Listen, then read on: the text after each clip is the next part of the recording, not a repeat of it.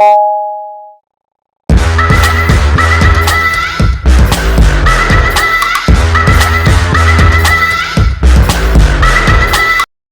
दोस्तों, मैं हूं रतिकांत सुमन। आप देख रहे हैं समाचार विश्लेषण पर। मैं आज एक समाचार आपको राहुल गांधी पर बताने जा रहा हूं कि राहुल गांधी को सुप्रीम कोर्ट ने कुछ जो सहूलियतें दी है उसी के विषय में बताऊंगा। आपने यदि हमारे चैनल समाचार विश्लेषण को अब तक सब्सक्राइब नहीं किया होगा तो सब्सक्राइब करें, लाइक और शेयर करें। तो सुप्रीम कोर्ट का एक फैसला आया है।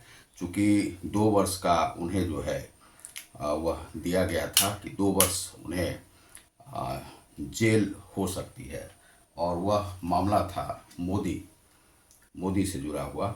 और उसमें उन्होंने जो बयान दिए थे वे बयान उतने सही नहीं थे। तो इसमें सुप्रीम कोर्ट का जो फैसला आया है वह है, सुप्रीम कोर्ट ने शुक्रवार 4 अगस्त को बड़ा आदेश देते हुए मोदी सरनेम केस में कांग्रेस नेता राहुल गांधी की सजा पर रोक लगा दी है। अदालत के जज की ओर से इस पर रोक लगाई गई है, और इसमें जो यह फैसला दिया गया है इसमें कहा गया है कि एक कोर्ट ने कांग्रेस नेता राहुल गांधी को मानहानि केस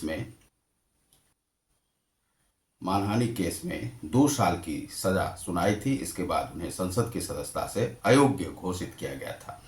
अब इसमें है कि इसमें उन्हें बरी कर दिया गया है। कांग्रेस नेता राहुल गांधी की सजा पर रोक लगा दी है। कोर्ट ने कहा कि निचली अदालत के जज की ओर से अधिकतम सजा देने का कोई कारण नहीं बताया गया है। अंतिम फैसला आने तक दोष सिद्धि के आदेश पर रोक लगाने की जरूरत है। कोर्ट के इस फैसले पर राहुल गांधी ने ट्वीट किया कि उन्होंने कहा, चाहे कुछ भी हो, मेरा कर्तव्य वही रहेगा, भारत के विचार की रक्षा करना। कांग्रेस के पूर्व अध्यक्ष राहुल गांधी की बीती 23 मार्च को गुजरात के सूरत की कोर्ट ने मोदी सरनेम केस में दोषी करार देते हुए 2 साल की सजा सुनाई थी। क्यों मिली थी राहुल गांधी को सजा? मोदी सरनेम पर की गई टिप्पणी को लेकर बीजेपी नेता पूर्णेश मोदी ने राहुल गांधी के खिलाफ मानहानि का केस किया था। राहुल गांधी ने 2019 में कर्नाटक में एक चुनावी रैली में कहा था कि सभी चोरों का एक ही सरनेम मोदी कैसे हो सकता है। सजा मिलने के बाद राहुल गांधी की संसद की सदस्यता चली गई थी। अब सुप्रीम कोर्ट के फैसले के बाद उनकी सदस्यता बहाल होने का रास्ता साफ हो गया है। लोकसभा में कांग्रेस के नेता अधीर रंजन चौधरी ने लोकसभा स्पीकर ओम बिरला से मुलाकात कर राहुल गांधी की सदस्यता बहाल करने का आग्रह किया है। कांग्रेस ने मांग की है कि राहुल गांधी की सदस्यता जल्द से जल्द बहाल की जाए। अब सवाल उठता है कि राहुल गांधी को यह जो सजा मिली थी वह सजा से तो वे बरी हो गए हैं। अब बहाली कब तक हो पाती है? और दूसरा है कि अभी जो एक इंडिया का गठबंधन किया गया है उसके लिए ये खुशखबरी है या दुख खबरी, यह देखने में सामने आएगा आगे आने वाले समय में। क्योंकि बहुत सारे लोग चाह रहे थे कि संयोजक बने, लेकिन अब वे चूंकि चुनाव लड़ पाएंगे राहुल गांधी, इसीलिए प्रधानमंत्री की दावेदारी उनकी सबसे सशक्त रहेगी, और वे प्रधानमंत्री के पद के लिए वे जो है सो एक दावेदारी पेश कर सकेंगे।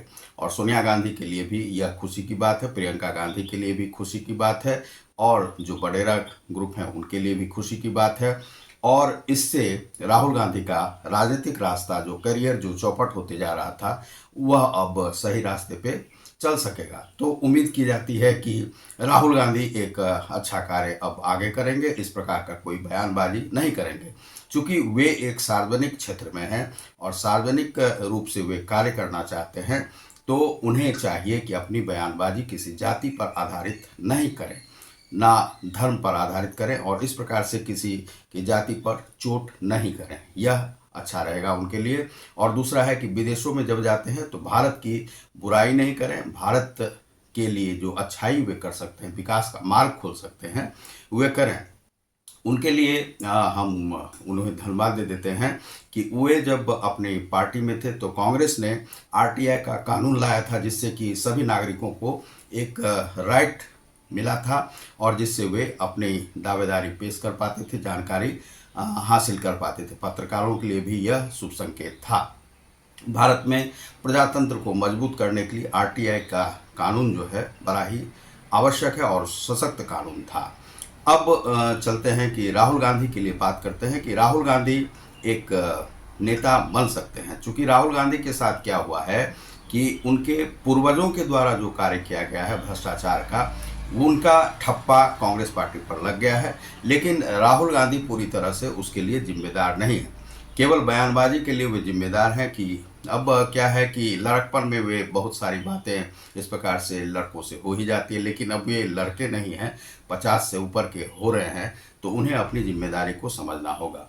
अब ये है कि मुंह में सोने का चम्मच लेकर जरूर पैदा हुए हैं, लेकिन उस चम्मच में मधु नहीं था, उसमें जो ऐसा था उसे हम यह विष भी नहीं कह सकते हैं, लेकिन उस चम्मच में कुछ था ही नहीं। उसी चम्मच को लेकर के वे पैदा हुए हैं और उन्हें अपने आप को कांग्रेस के उस लेवल से उन्हें मुक्त करना होगा। लेकिन यह जो है जो एक गठबंधन 26 पार्टियों का बन रहा है, उनके लिए अब नीतीश कुमार के लिए या शरद पवार के लिए या और भी जो लोग हैं, लालू यादव या तेजस्वी यादव, उनके लिए या ममता बनर्जी, इन सब के लिए यह खुशखबरी नहीं हो सकती है।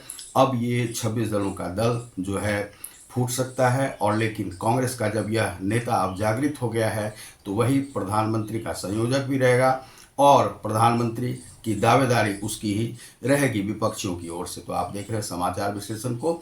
बहुत बहुत धन्यवाद। नमस्कार।